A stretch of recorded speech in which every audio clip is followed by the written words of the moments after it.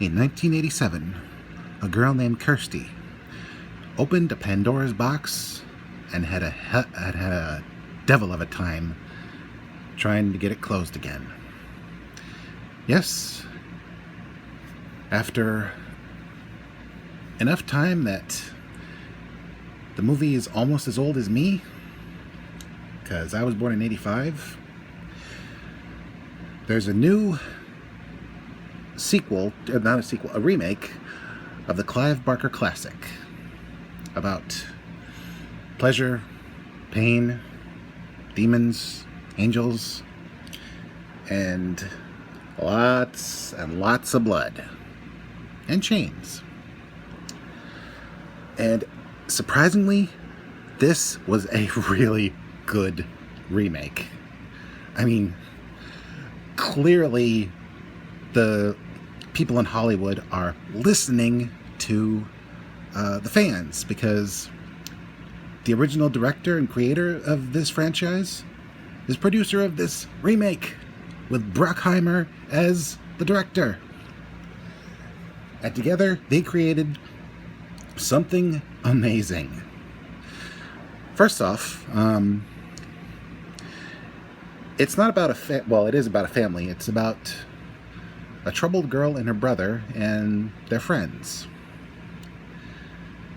And enter into the picture a rich, greedy business tycoon type who wants, above all else, power and pleasure. And he doesn't care who he hurts to get it.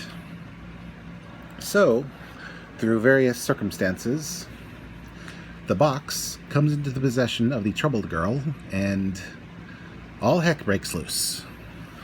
Now, no spoilers except for this. The lament configuration is a more detailed version of the classic box from the original franchise. The only difference being it has 6 stages of its puzzle formation. And it also has a retractable blade, which is what chooses whoever tries to solve it. They get pierced, they get marked, and then the Cenobites come for them. That's the only spoiler. Now, let's get into details. The Cenobites look awesome. They're more flesh than black leather, but it works. And the new Pinhead, who kind of reminds me of a love child of the female Cenobite from the 4th original film, and Pinhead himself. She doesn't do much, but she doesn't have to do much. She's just a presence. And the actress did a wonderful job.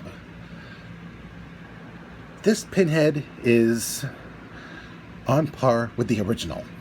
Now, I haven't seen the new guys playing Pinhead in the other sequels, but I'm pretty sure Lady Pinhead is blowing them out of the water. As for the others, they're familiar but different. More like fetuses who've been turned demonic. But they work. They have familiar looks. They have familiar sounds. And they don't have to move fast, even though some of them can. And you're just frozen with fear when you're in their presence. The effects are all practical. Well, mostly practical. I think there might have been some CG in some parts, but even then, it was good CG.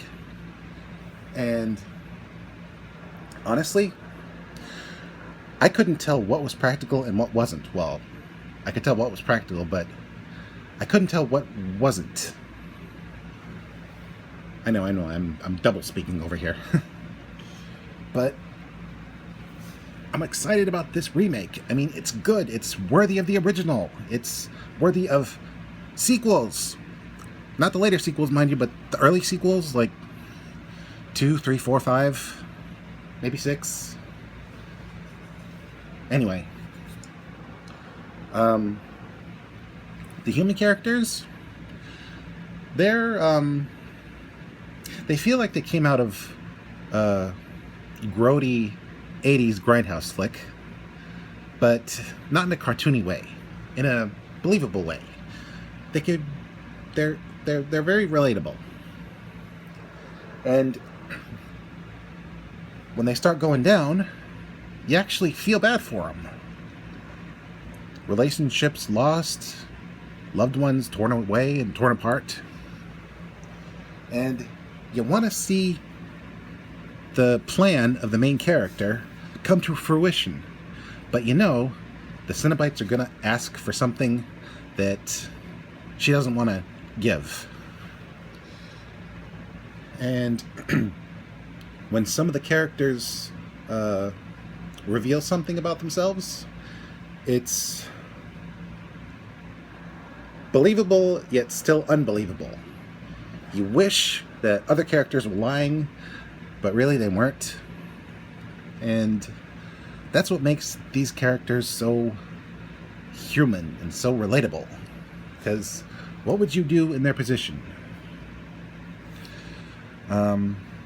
The story being like 2 hours long, it doesn't feel 2 hours long. It feels like half an hour shorter. It's got a good pace. It allows for backstory, but it doesn't get bogged down in said backstory. At the same time, there are no parts that feel like they're going too fast and you can't enjoy them.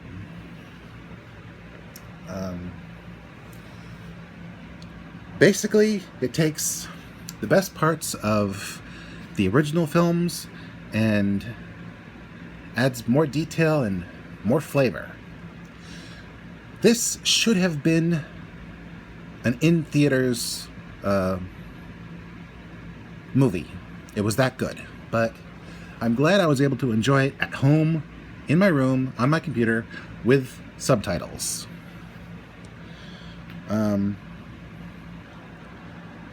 If they decide to do a sequel to this remake, sort of reconfiguring some of the original film sequels into a sequel for this one, that wouldn't be bad. Honestly, there is a bit of a setup at the end, so maybe certain characters could come back, and maybe we haven't seen the last of the Lament configuration. But bottom line, on its own, this is a good remake. And I really am glad I sat down to watch it. And you should too, because even after all this time, the Cenobites still have such sights to show us. This is Mr. J signing out and reminding you, never mess with a strange puzzle box, especially if it looks like it's made of black wood and bronze.